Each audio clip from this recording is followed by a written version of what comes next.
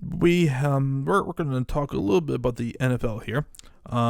Just some like general thoughts. We're through week 6 now, heading into week 7. I'll first touch on the Steelers' huge win. And and and it was nice for the NFL for them to give the Steelers a like extra home game. It was very kind of them, Matt. But Yes. but I mean, we know that with the Chargers, like they have a terrible fan base in LA. But my lord, like there had to have been at least 20,000 Steeler fans there. Like It was pretty much like 80%. and It seemed like. yeah, honestly, It was it might have been 90. Like probably it close. would not shock me. But like I mean, like I knew it was bad when they were when the broadcast started and the Chargers were coming out and all you heard was a booze. I was like, oh god, In defense cheers. and defense cheers. Like it's bad when T.J. Watt is like firing up the crowd on the road. Yeah, third down. Raising your hands. It was, and what was even most funny about that is going into the fourth quarter, for whatever reason, the idiots running that stadium decided to play Renegade. No, they trolled. They did a Rickroll. They Yes. played it, and then they did the genius. I applaud them for that. I mean, like, I guess, but like, there were so many Chargers fans extremely pissed about that. So, and they're like, why? Like, even if they were even with just doing a like troll job there, like, why would you want to why would you want to get that fan base or that defense even more True. fired up there? So it was bad. But to the actual game itself. The Steelers finally have a top 5 defense. Of course, it comes in the year that we don't have a top 5 offense. Yeah, or that we don't have our franchise quarterback, and it just like. But we got the duck. But we had the duck. Although although it was reported, I believe yesterday that like Mason Rudolph has cleared concussion protocol and he's going to be starting as he should. So he'll be back, and this season isn't over yet, man. I mean, I'm not sure if any of you have like noticed, but the AFC North is really bad. Like Cleveland is barely hanging on right now, and Same record as us. Yep, and Everybody's in it except Bengals. Yep. And like Baltimore has a really hard schedule coming up. They are in Seattle this week, which that's going to be a very tough game for them. And I still believe that they have to face the likes of Houston, the Patriots. I think they have to face them still. So like, And the Steelers have an easier schedule. yeah, like they record wise. Yeah, I believe that really their only true hard game left is probably against the Rams. Probably. Yeah. And obviously we still have the 2 games against Cleveland and in the game at Baltimore. But That's this team could very well win 8 or like 9 games, and man, contend for a division. And the contend for a division. If this team somehow wins the AFC North, like Coach Tomlin definitely deserves coach. It should be in consideration for yes, NFL absolutely. coach. Should NFL he win coach it? Who knows? But like it just he should have votes for how many injuries and losing your franchise quarterback in the second week of and just starting off terribly. Exactly, and now this team now has playmakers at every single level of the defense now. Like Devin Bush is probably going to win defensive rookie of the year at this rate. Like, And he's in contention. he's definitely in He contention. won Defensive Player of the Week. Yeah, like he scored off a fumble recovery, and Interception. he also had another interception. The guy is just a playmaker, man. Like, as Brian Poldinger of the NFL Network called him, he's a cobra, and I was like, I love that nickname. He's the Cobra, and just he brings something that this defense has not had since we lost Ryan Shazier. Like, he brings speed, intensity. He can thump guys, and not to mention his energy is just infectious. Like, he's flying everywhere on the field, and it's just so awesome to watch. And man, TJ Watt it's getting better and better. He's becoming one of the more dominant outside pass rushers. Like, him and his brother now, I believe, are actually tied for quarterback hits. I could be wrong about that, but that's pretty impressive to me. Like, TJ is just, he's like, for one thing, he always plays hard. Like, every single down, he treats it like it's his absolute last. Just plays extremely hard. Is just constantly getting after the quarterback. Like the Chargers could not block him. Like they tried throwing like two guys at him. He was still getting to Phillip Rivers. Like that tackle was just having a long day.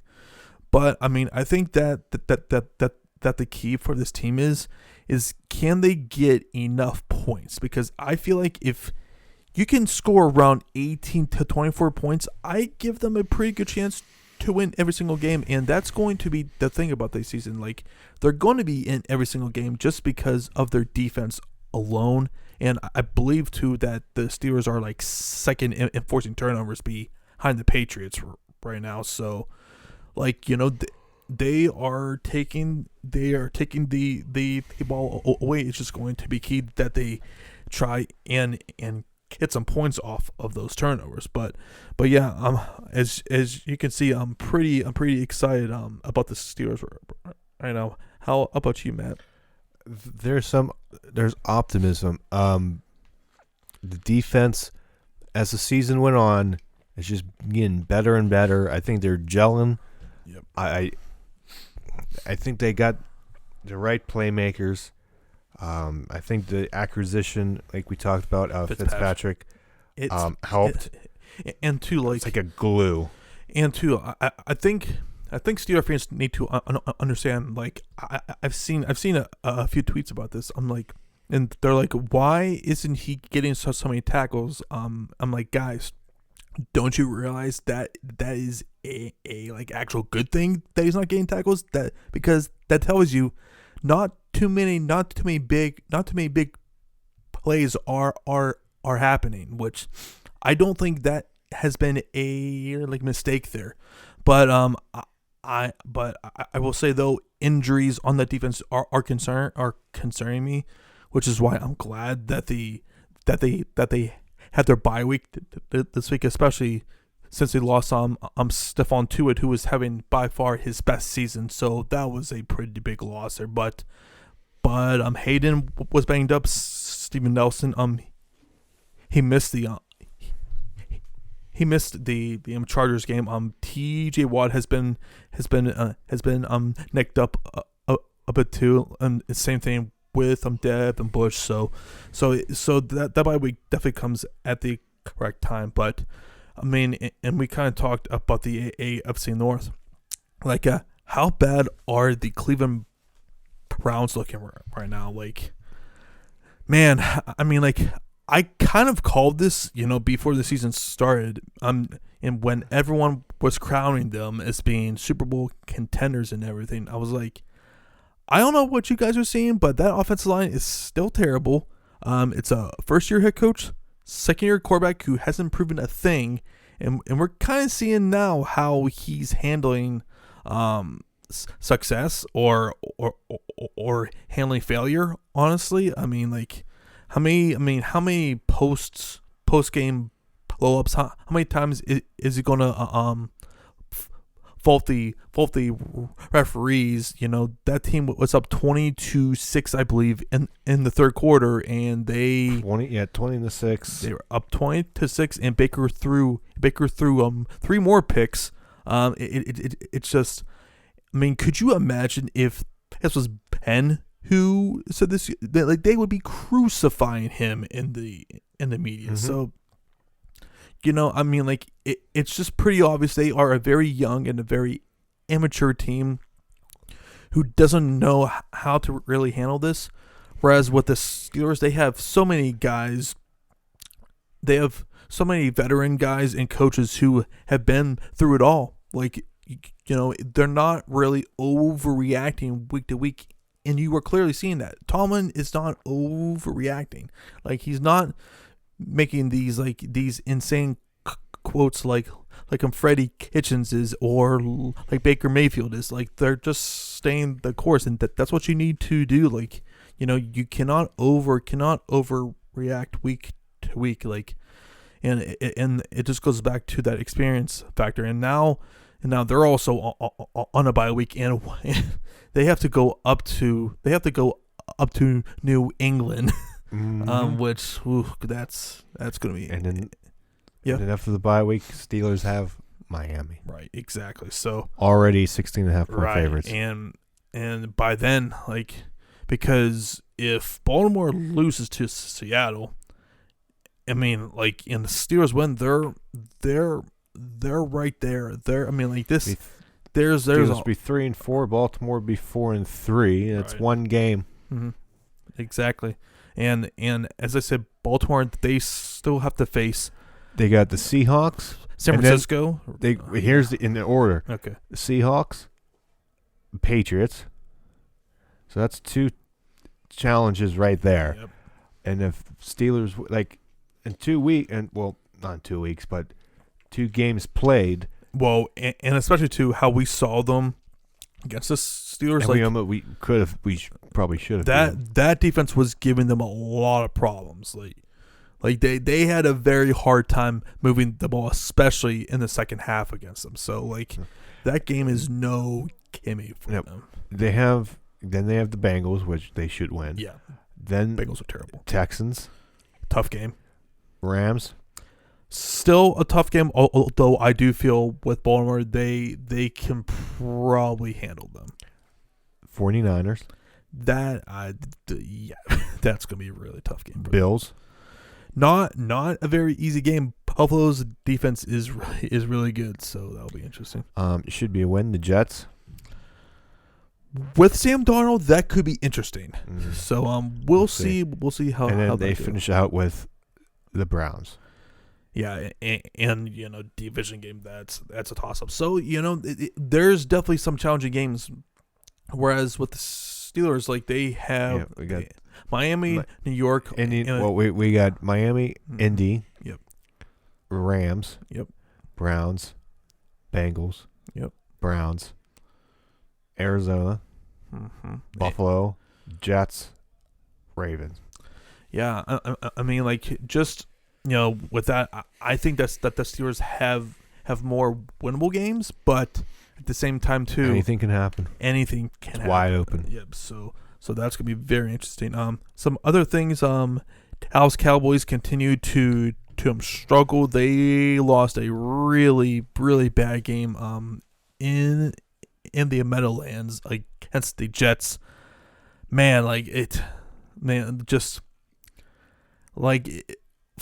Well, it's pretty clear with the Cowboys that injuries, especially on that offensive line, are really hurting them. And also that defense is nowhere near as good as they were last year. They're having a really hard time forcing turnovers and getting any sort of consistent pressure on the quarterback. And Dak has been pretty inconsistent too. Not to mention Zeke has also been really inconsistent. The Cowboys look like a very average, a very mediocre team who's also really banked up right now. They really had an easy start to the schedule. They played the Giants, the Redskins, and the Dolphins. Yep. Okay, you're 3-0. Then they played the Saints, Yep. lost a close one. Played Green Bay, lost by 10. Mm-hmm. Somehow lost to the Jets. Yeah, that's. And then they have the Eagles. That's Yeah. that's going to be a game.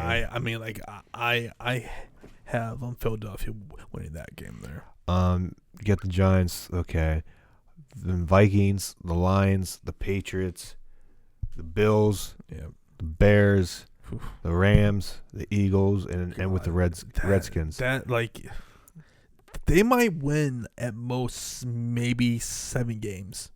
Like and I might be kind saying that they're like, I mean like, but they desperately need to get healthy. Like just especially on that offensive line, like they cannot run the ball right now, and that's been one of their biggest issues right now. The Eagles don't who they're tied with don't have the easy schedule too. Not to mention that secondary of Philadelphia is horrible. They play the Cowboys, and they play the Bills, Yep. then the Bears, then the Patriots. It seems like the Patriots are playing everybody we talk about. Yep. Seahawks, the God. Dolphins should be easy. Then the Giants, Redskins, then back to the Cowboys and the Giants again. I mean that. But at the end, it's somewhat easier. That division, the division winner might win only 9 games there. It's very possible, but we'll see. Other things. The Los Angeles Rams made a very high-profile trade. They acquired Jalen Ramsey from the Jacksonville Jaguars for 2 first-round picks. That would be the 2020 and 2021 first-round pick.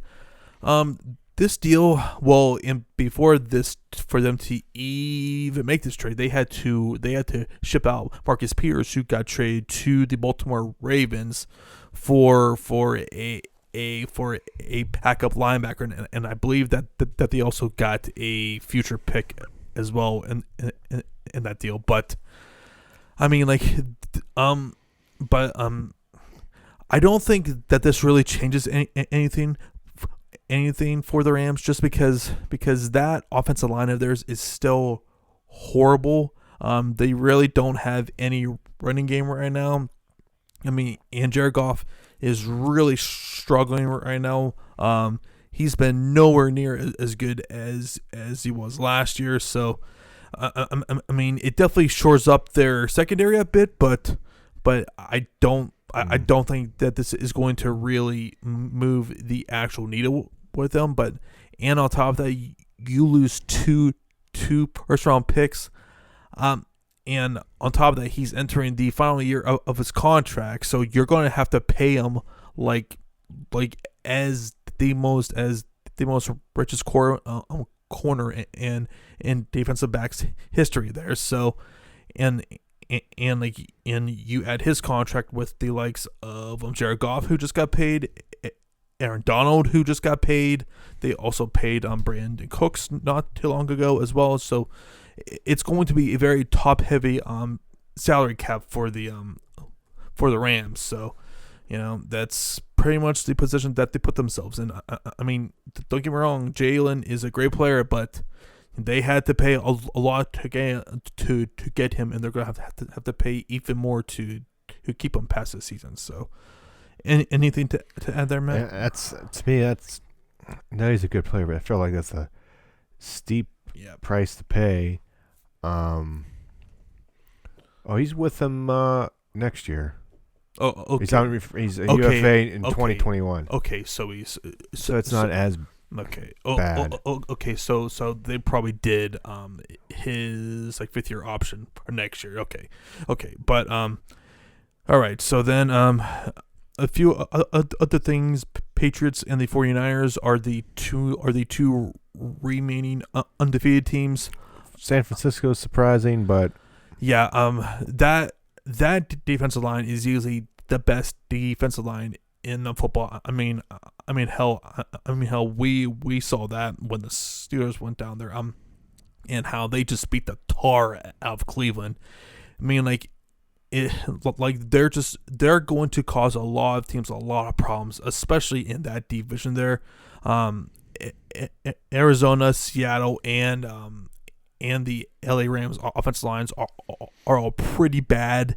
So like, you know, when you have like Bosa, D Ford, and Buckner, and Armstead, and all these guys, like they're going to cause so much problems just because they cannot block these guys. Like, I personally feel that as long as Jimmy G doesn't lose them games, they probably are going to win this division here. The only team who I can see that can probably unseat San Francisco is probably Seattle. And we saw what the 49ers did against the Rams, so you know, they're already down a game against them, and now they are 3-3 right now. So technically, the 49ers are up 3 games on them. So I mean, they have a long hole to dig themselves out of. And the Patriots are the Patriots, and with Patrick Mahomes possibly gone for the season, if he's done for the season, the Patriots will have no obstacles to get back into the Super Bowl, in my opinion. I think that probably the only other team who will probably challenge them maybe Houston. It's just the AFC is just so weak, man. Like, there's really no good teams where you compare it to the NFC, where you have the Saints and the 49ers and Seattle, Carolina, and it's just like there are so many good teams in that conference, and you look at the AFC, it's just there's a lot of average teams. Also, doesn't help with the Steelers that they lost their franchise quarterback, because I definitely believe that if we had a healthy Ben, we would definitely win the AFC North easily, and would probably be a 2 seed right now in the AFC. So that's pretty frustrating right now. But so is the NFL, and the Dolphins remain the lone defeated team in the. No, you got Cincinnati. Oh, I completely forgot about Cincinnati. Everybody does. Yeah, my apologies. Cincinnati and Miami remain the defeated teams. And yeah, and eventually Cincinnati has to face. Oh God, we might have two toilet bowls this year. That should be fun. Yep.